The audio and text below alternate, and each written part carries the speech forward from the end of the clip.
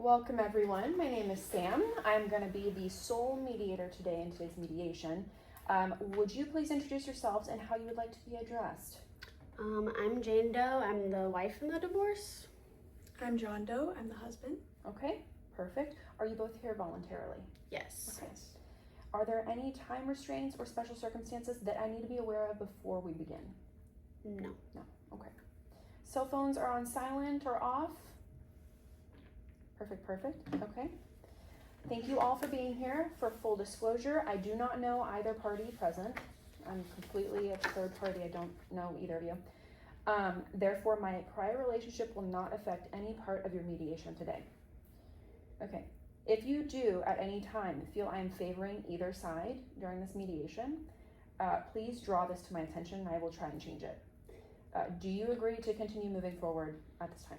Yes. Okay, so we're moving forward. I understand that you are here to discuss some issues that have been frustrating for you. And I want to first thank you for coming, especially if it was recommended to be here. We are here to address settlement of assets following a divorce proceeding and to hopefully resolve some of those ideas or issues to a point that we have a written agreement of these. Okay. Whether we reach a written agreement or not, this will be the only thing reported back to your attorneys. So we will fully disclose this to your attorneys. I do not work for the attorneys, but instead I am here to serve as an independent mediator with a background in family law. So I have no connection to the attorneys whatsoever. We know that this might be difficult. If it were easy, we would all be able to each reach a mutual agreement. So thank you for agreeing to use mediation to help resolve your dispute. We will try to make this process respectful, treat you with dignity, and we will need your help in doing so. Okay, as we stated in the letter to each of you prior to this, mediation is a negotiation. It's with assistance from a neutral party, myself, the mediator. So one, I am here to help you negotiate. Again, I am here today to represent the process of negotiation and the interests of both you in negotiating a resolution. Okay. Two, I will be a neutral facilitator who will assist you in reaching your resolution. I will not be making any decisions or telling you what to do. I truly believe that you are the best people to make the decisions in resolving your own conflicts. And then three, I will not offer legal advice or counsel. Your attorneys will take part in that. They're the ones who do that. I will only be here just for the mediation process. They will be able to advise you on legal rights, interests, and obligations. So now I'd like to go over the process of what this mediation is going to look like. First, I'm going to ask each of you to briefly tell your story or describe the problem that y'all are having and how you each see it. It will not be necessary to debate your points of view, but there will be a time for questions or clarification at the end. As I stated in your letter, mediation is not a time to prove your case.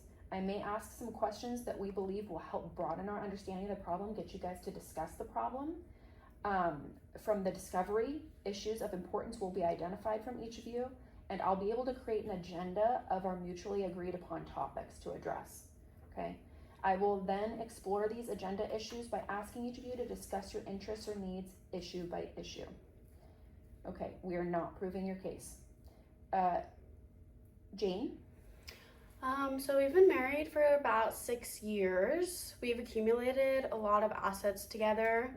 I myself have had a stable job as a nurse, and I, for one, think this mediation is kind of dumb. I'm from a Hawaiian family, and we like to handle things in the family, but I understand that John has also contributed substantially to our assets, and I feel that some of these assets are more mine than his, and I'd be happy to go through each asset specifically as we get into the discussion portions, and I will try my best to hear him out. Okay. John? I agree with some of what Jane said and would like to resolve this matter quickly. I also had a stable job throughout our marriage, and I feel like I contributed just as much as she did. But I do know that we have our hearts set on specific assets. Coming to an agreement today would make the divorce settlement go a lot smoother, so I'm willing to work with her in order to figure this out, but I'm not Hawaiian, so I do not care Okay. how the dispute is handled. Okay. So I hear the mediation is not seen as like a priority in your culture as a Hawaiian. It's not necessarily a positive experience like you've mentioned. This will be a discussion with you and John. This has nothing to do with me. I am just a mediator. I'm here to help the discussion go along.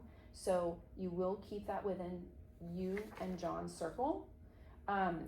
If at any point there are uncomfortable issues that you are discussing, or if you guys don't feel comfortable in the situation, John or Jane, and then Jane particular to your Hawaiian culture, I will hear any cultural differences. I will try to accommodate in the best way that I can, as long as this doesn't interfere with the mediation as a process, and there aren't any ethical dilemmas that come up between the both of you that will cause a problem. Okay, so next I will work on some options that would help resolve some of those issues. When we have some clear options and possible solutions, we will then negotiate which options are doable for whom, and when it is, if it is mutually agreeable, we will put these options into a written memorandum of understanding. Even then, the agreement is not set in stone. You may revisit your options if you want to. Okay. So during this mediation process, there might be times it is helpful to make or take a break from what we are doing and meet with you separately. This is called a caucus. So sometimes a caucus can help joint sessions be more productive. So if I need to do that, we can.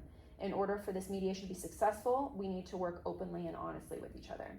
Again, I'm going to remind you that this is between you two. I am just here to kind of facilitate the discussion. Whatever is discussed during our sessions, it will be confidential and will not be disclosed to anyone unless both of you expressly want me to or request so. Or it's mandated, or as mandated reporters, if we have any reason to believe that a child is in need of protection or either party is in danger of bodily harm, I will have to tell people. Okay.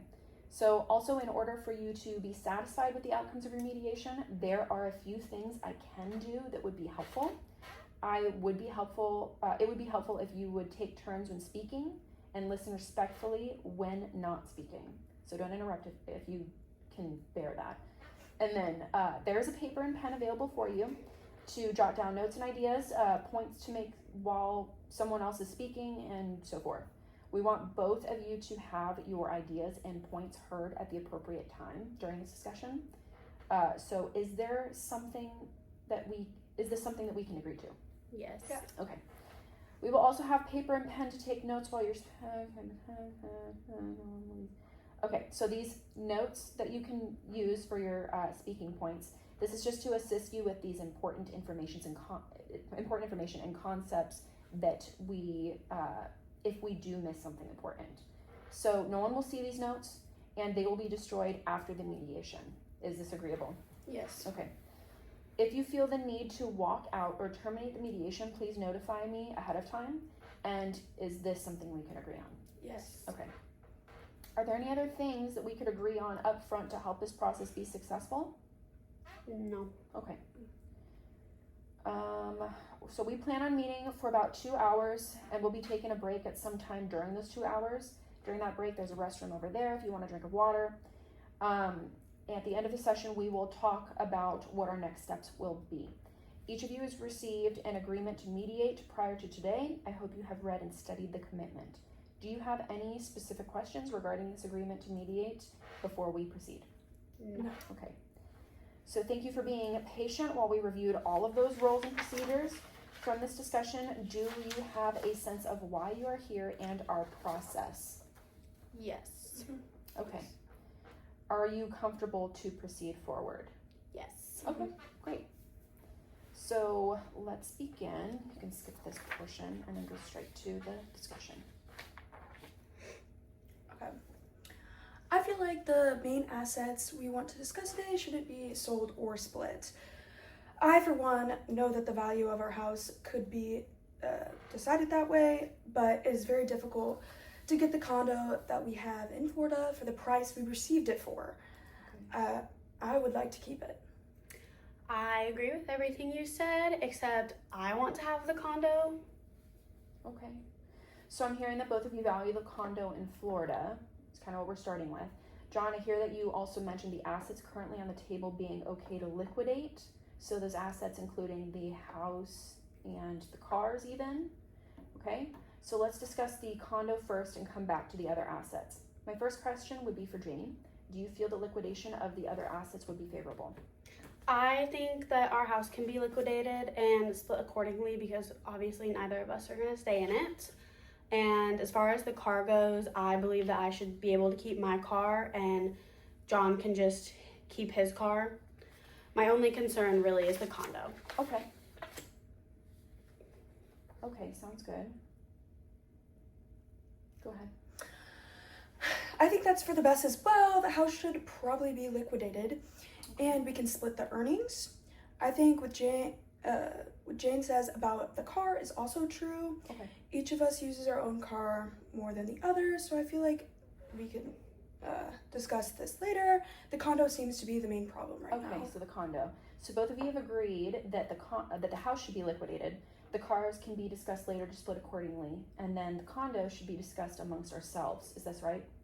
Correct. Okay. So back to the condo discussion, I would like to highlight the fact that both of you have agreed to liquidate the house, but feel the condo should not be liquidated. Let's start a discussion here. Why do each of you feel that the condo should not be liquidated and be an asset gained by either one of you? Jane, you may go first. I personally could see myself using the condo as a temporary living situation after the divorce settlement. I would like to move to Florida and I would like to find housing at some point, but I want to live in the condo for the first couple of years and not have to worry about that. Okay. So the condo would be your house, essentially. Yes. Since we are most likely going to sell our current home, I just want to move to Florida permanently, get a job, start my new life there. The condo would be my living situation. I love the area too. However, that's not a big deal to me if it means I just have a place to stay. I want to use the condo so that I can stay in Florida, then eventually buy a house when I'm able to. Okay. I guess it doesn't matter where the condo is. I just want to be in Florida and near my new job. Understandable. Okay. I was the main driver in buying the condo. Although we both contributed equally, I would like to use it as a vacation spot similar to how we've been using it up until now. The condo was really difficult to purchase in the first place as well, so. Okay, the condo was difficult to purchase? Yes, it was a lot cheaper then than it is now. Prices for the condo in the area were the area we currently have, ours have gone up by $50,000 to $75,000. So having to buy a new condo nowadays would be very difficult, especially since we already have one. Sure.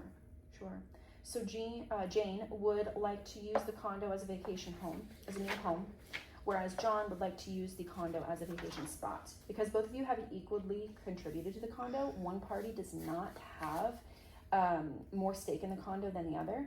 Is that how everyone feels? Okay. Yeah. Okay, both have equally contributed. So John?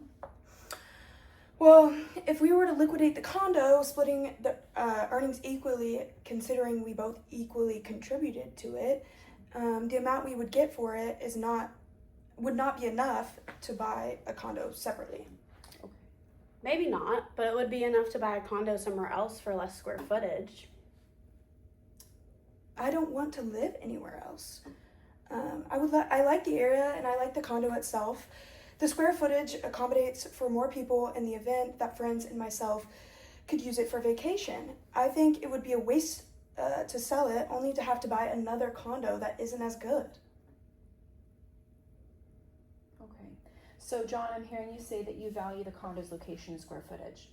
Jane, I'm hearing you value the condo's general location in Florida, but not a specific location so long as you have somewhere to stay in Florida. Is this correct? Yes. Right, okay. Why can't she just get a condo somewhere else for cheaper since that's seems to be an option? Why do I have to give up the condo when she doesn't value it for more than just being in Florida? Because I do still value the condo. It would save me time and money if I could acquire the condo and live there as my permanent residence. You don't want to move to Florida. It's just a vacation home for you. Why don't you take the money that we would get for the house so that you can buy a new condo somewhere else? Well, if that's the case, Why can't you take more money from the house and buy a condo somewhere else, since the condo's location itself is not that big of a deal to you? Plus, if I were to do it your way, that would mean we'd both be living very close to each other in Florida whenever I decide to vacation down there. Would that make you uncomfortable? Yes. Okay. So I am going to, well, I am sensing that this is a sensitive issue, that comfort could be an issue between the both of you. So making sure that we are comfortable during this process is the main reason why I'm here. I want to make sure that you guys are both comfortable. And then in this discussion, but also feel comfortable with any decisions that you may come out with during this process. Both of you should be comfortable. However, I am sensing that being in close proximity to one another could be an uncomfortable situation for John specifically. Jane, if this makes you uncomfortable or not, we should respect how John feels.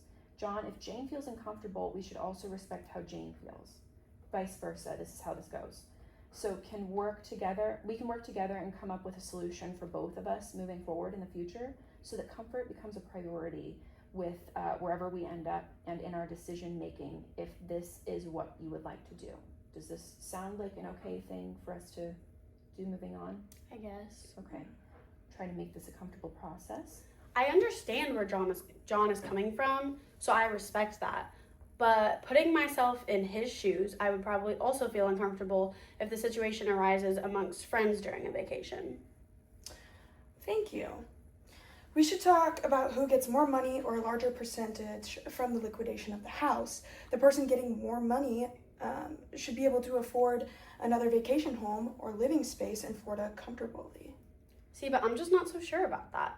You were the one that found the condo and figured it out with finances when we bought it. I'm not familiar with the state of the market today or even the areas in Florida that would be good to live in. That's why the condo itself would have been such an easy way for me to move from here because we already have it and I'm already familiar with that area. I don't want to start over and I don't want to get a realtor. So Jane, is familiarity important to you in terms of the condo, or are you more concerned regarding your safety?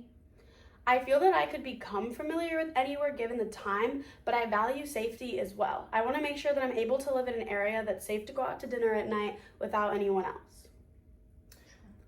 Well, I can show you how to find safe areas to live, Jane. That wouldn't be the problem. Would you be okay with that? Yeah, I guess as long as it's safe and it's in a decent area, I would feel better. If you could find me a place that's similar to the condo we have, I would be fine letting you have the condo. Okay, that sounds good to me. Then whatever we decide to do with the house, a larger portion will go to you.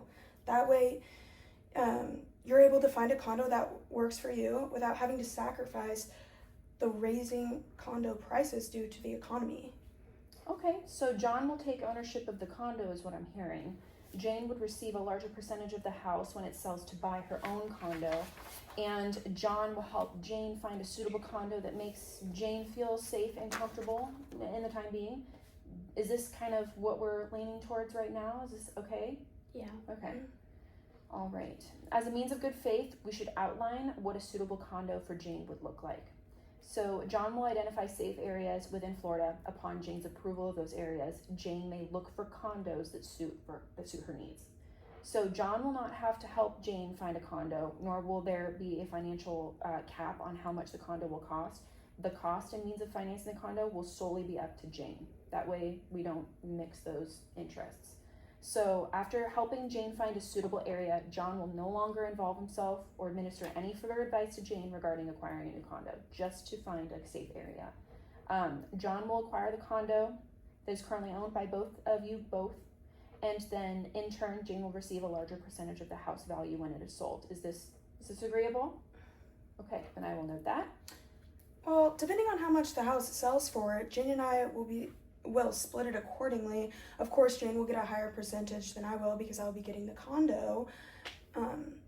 But I think we should wait on finding the condo until the house sells. Does this work for you, Jane? Yeah, I'll just be staying with my parents in the meantime, and then whenever the house sells, I will find a condo as soon as possible to move into.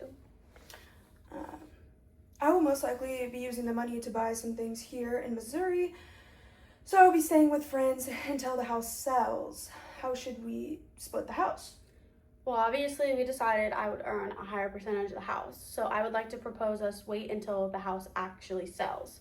We still owe on the house, considering we paid a monthly mortgage, therefore we don't really know how much we will be walking away with. If we were both only able to make $30,000 off the house, I would still need enough to buy a condo in Florida that I can live in. I agree. It depends on how the house's value is in today's market and how much we're able to learn. Since the majority of the house value will be going to you, will you be covering the cost to fix it and sell? No. I think it's only fair that we contribute however much percentage we are earning from the house to how much we are putting in order to sell it. For example, if I'm going to earn 60% of what the house sells for, then I'll put 60% of the total cost down for it and cover fixes or selling costs in general. That means you would do the same, but you'd only be responsible for the 40%. I see. That makes sense to me.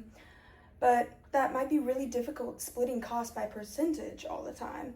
Why don't we split cost at the end?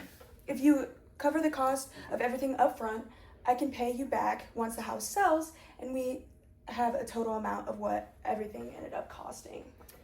Yeah, I understand that. That's fine. But I would like to have that in writing.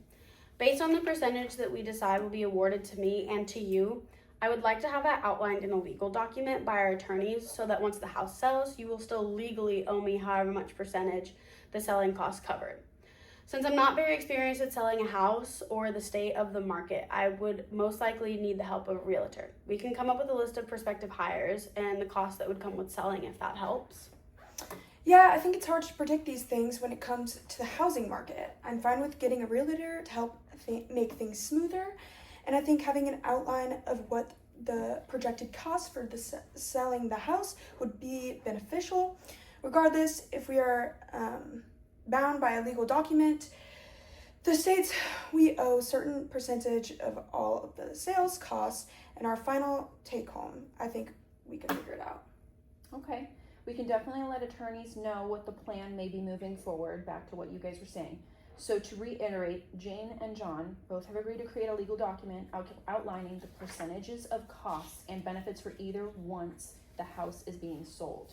So back to what we said before, Jane will have her receive a higher percentage than John, and that same percentage will be used to calculate who will owe when it comes to sale costs for the house. The two will hire a realtor, which the realtor will make up for the lack of knowledge on Jane's part when selling the house and the costs.